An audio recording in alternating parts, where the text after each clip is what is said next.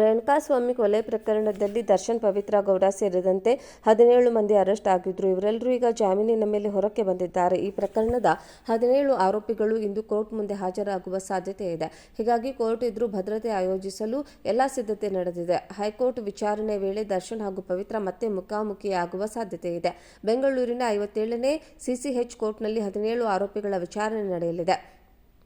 ಜಡ್ಜಿ ಎದುರು ಆರೋಪಿಗಳು ತಮ್ಮ ಹೇಳಿಕೆ ನೀಡಲಿದ್ದಾರೆ. ಜಾಮೀನು ನೀಡುವಾಗ ಆರೋಪಿಗಳಿಗೆ ಹೈಕೋರ್ಟ್ ಷರತ್ತು ವಿಧಿಸಿತ್ತು. ಪ್ರತಿ ತಿಂಗಳು ವಿಚಾರಣೆಗೆ ಹಾಜರಾಗಬೇಕಿತ್ತು ಎಂದು ಆರೋಪಿಗಳಿಗೆ ಸೂಚಿಸಿತ್ತು. ಹೀಗಾಗಿ ಬೆಳಗ್ಗೆ 11 ಗಂಟೆಗೆ ನಡೆಯುವ ವಿಚಾರಣೆಯಲ್ಲಿ ಆರೋಪಿಗಳು ಹಾಜರಿ ಹಾಕಲಿದ್ದಾರೆ. ಆಗ ದರ್ಶನ್ ಹಾಗೂ ಪವಿತ್ರ ಮತ್ತೆ ಮುಖಾಮುಖಿಯಾಗುತ್ತಾರೆ ಎನ್ನುವ ಪ್ರಶ್ನೆ ಮೂಡಿದೆ.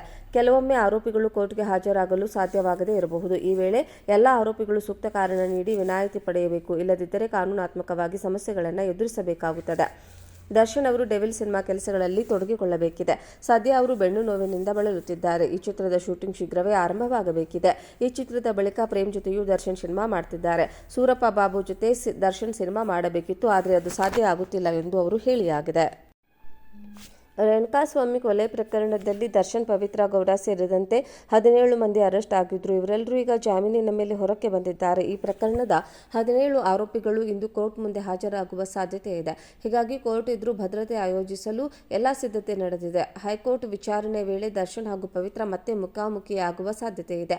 ಬೆಂಗಳೂರಿನ 57ನೇ ಸಿಸಿಎಚ್ ಕೋರ್ಟ್ನಲ್ಲಿ 17 ಆರೋಪಿಗಳ ವಿಚಾರಣೆ ನಡೆಯಲಿದೆ.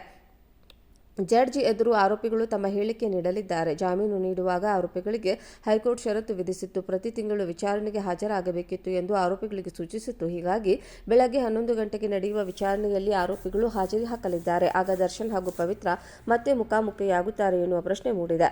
ಕೆಲವೊಮ್ಮೆ ಆರೋಪಿಗಳು ಕೋರ್ಟ್ಗೆ ಹಾಜರಾಗಲು ಸಾಧ್ಯವಾಗದೇ ಇರಬಹುದು. ಈ ವೇಳೆ ಎಲ್ಲ ಆರೋಪಿಗಳು ಸೂಕ್ತ ಕಾರಣ ನೀಡಿ ವಿನಾಯಿತಿ ಪಡೆಯಬೇಕು. ಇಲ್ಲದಿದ್ದರೆ ಕಾನೂನಾತ್ಮಕವಾಗಿ ಸಮಸ್ಯೆಗಳನ್ನು ಎದುರಿಸಬೇಕಾಗುತ್ತದೆ. ದರ್ಶನ್ ಅವರು ಡೆವಿಲ್ ಸಿನಿಮಾ ಕೆಲಸಗಳಲ್ಲಿ ತೊಡಗಿಕೊಳ್ಳಬೇಕಿದೆ. ಸದ್ಯ ಅವರು ಬೆನ್ನು ನೋವಿನಿಂದ ಬಳಲುತ್ತಿದ್ದಾರೆ. ಈ ಚಿತ್ರದ ಶೂಟಿಂಗ್ ಶೀಘ್ರವೇ ಆರಂಭವಾಗಬೇಕಿದೆ. ಈ ಚಿತ್ರದ ಬಳಿಕ ಪ್ರೇಮ್ ಜೊತೆಯೂ ದರ್ಶನ್ ಸಿನಿಮಾ ಮಾಡ್ತಿದ್ದಾರೆ.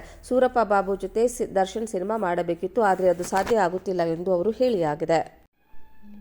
ರೇಣುಕಾಸ್ವಾಮಿ ಕೊಲೆ ಪ್ರಕರಣದಲ್ಲಿ ದರ್ಶನ್, ಪವಿತ್ರ ಗೌಡ ಸೇರಿದಂತೆ 17 ಮಂದಿ ಅರೆಸ್ಟ್ ಆಗಿದ್ರು. ಇವರೆಲ್ಲರೂ ಈಗ ಜಾಮೀನಿನ ಮೇಲೆ ಹೊರಕ್ಕೆ ಬಂದಿದ್ದಾರೆ. ಈ ಪ್ರಕರಣದ 17 ಆರೋಪಿಗಳು ಇಂದು ಕೋರ್ಟ್ ಮುಂದೆ ಹಾಜರಾಗುವ ಸಾಧ್ಯತೆ ಇದೆ.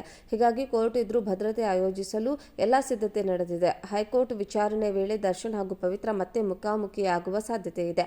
ಬೆಂಗಳೂರಿನ 57ನೇ ಸಿಸಿಎಚ್ ಕೋರ್ಟ್ನಲ್ಲಿ 17 ಆರೋಪಿಗಳ ವಿಚಾರಣೆ ನಡೆಯಲಿದೆ. ಜಡ್ಜಿ ಎದುರು ಆರೋಪಿಗಳು ತಮ್ಮ ಹೇಳಿಕೆ ನೀಡಲಿದ್ದಾರೆ. ಜಾಮೀನು ನೀಡುವಾಗ ಆರೋಪಿಗಳಿಗೆ ಹೈಕೋರ್ಟ್ ಷರತ್ತು ವಿಧಿಸಿತ್ತು. ಪ್ರತಿ ತಿಂಗಳು ವಿಚಾರಣೆಗೆ ಹಾಜರಾಗಬೇಕಿತ್ತು ಎಂದು ಆರೋಪಿಗಳಿಗೆ ಸೂಚಿಸಿತ್ತು. ಹೀಗಾಗಿ ಬೆಳಗ್ಗೆ 11 ಗಂಟೆಗೆ ನಡೆಯುವ ವಿಚಾರಣೆಯಲ್ಲಿ ಆರೋಪಿಗಳು ಹಾಜರಿ ಹಾಕಲಿದ್ದಾರೆ. ಆಗ ದರ್ಶನ್ ಹಾಗೂ ಪವಿತ್ರ ಮತ್ತೆ ಮುಖಾಮುಖಿಯಾಗುತ್ತಾರೆ ಎನ್ನುವ ಪ್ರಶ್ನೆ ಮೂಡಿದೆ. ಕೆಲವೊಮ್ಮೆ ಆರೋಪಿಗಳು ಕೋರ್ಟ್ಗೆ ಹಾಜರಾಗಲು ಸಾಧ್ಯವಾಗದೇ ಇರಬಹುದು. ಈ ವೇಳೆ ಎಲ್ಲ ಆರೋಪಿಗಳು ಸೂಕ್ತ ಕಾರಣ ನೀಡಿ ವಿನಾಯಿತಿ ಪಡೆಯಬೇಕು. ಇಲ್ಲದಿದ್ದರೆ ಕಾನೂನಾತ್ಮಕವಾಗಿ ಸಮಸ್ಯೆಗಳನ್ನು ಎದುರಿಸಬೇಕಾಗುತ್ತದೆ. ದರ್ಶನ್ ಅವರು ಡೆವಿಲ್ ಸಿನಿಮಾ ಕೆಲಸಗಳಲ್ಲಿ ತೊಡಗಿಕೊಳ್ಳಬೇಕಿದೆ. ಸದ್ಯ ಅವರು ಬೆನ್ನು ನೋವಿನಿಂದ ಬಳಲುತ್ತಿದ್ದಾರೆ. ಈ ಚಿತ್ರದ ಶೂಟಿಂಗ್ ಶೀಘ್ರವೇ ಆರಂಭವಾಗಬೇಕಿದೆ. ಈ ಚಿತ್ರದ ಬಳಿಕ ಪ್ರೇಮ್ ಜೊತೆಯೂ ದರ್ಶನ್ ಸಿನಿಮಾ ಮಾಡ್ತಿದ್ದಾರೆ. ಸೂರಪ್ಪ ಬಾಬು ಜೊತೆ ದರ್ಶನ್ ಸಿನಿಮಾ ಮಾಡಬೇಕಿತ್ತು, ಆದರೆ ಅದು ಸಾಧ್ಯ ಆಗುತ್ತಿಲ್ಲ ಎಂದು ಅವರು ಹೇಳಿಯಾಗಿದೆ.